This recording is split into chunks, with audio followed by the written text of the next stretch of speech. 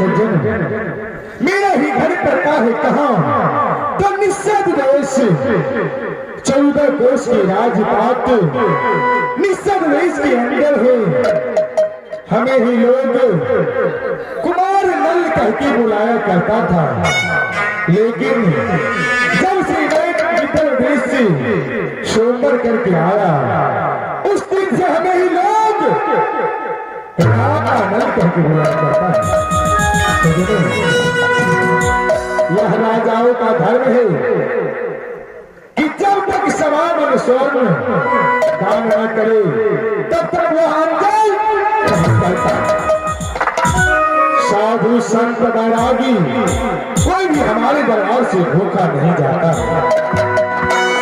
जिसकी घर अंधियारा हो उसके घर में उजाला होना चाहिए, जिसके घर में भोजन न हो उसके घर में भोजन जाना चाहिए।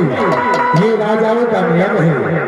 निषद देश का हर एक जनता, हर एक घर से कोई यह देश में दुखी नहीं रहता है। कहते हैं तुलसी पक्षी के लिए घटन सरिता धर्म किए धन नाही घटे जो सहाय।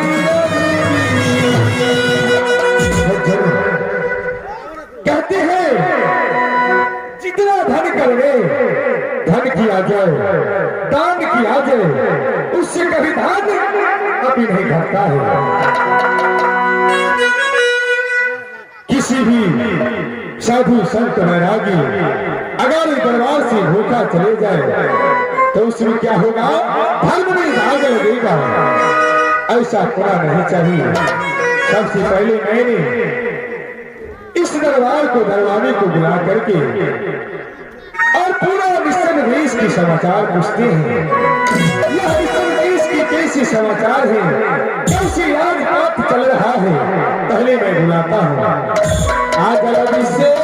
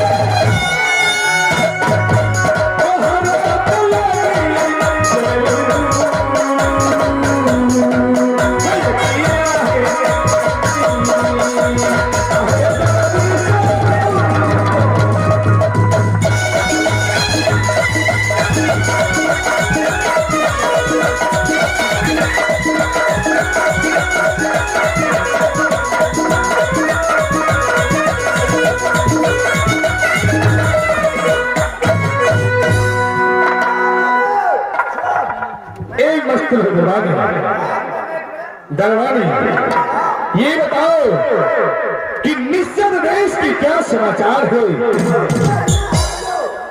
क्या नहीं ऐसा ही होना चाहिए। बबुए ये बताओ कि आज दरबार में सवामन सोन बात हुआ है कि नहीं? क्या नहीं? तुम्हें तो पता है कि जब तक यह राजा सवामन स्वर्णमान नहीं हुआ हो तब तक कदापि भोजन नहीं करता है।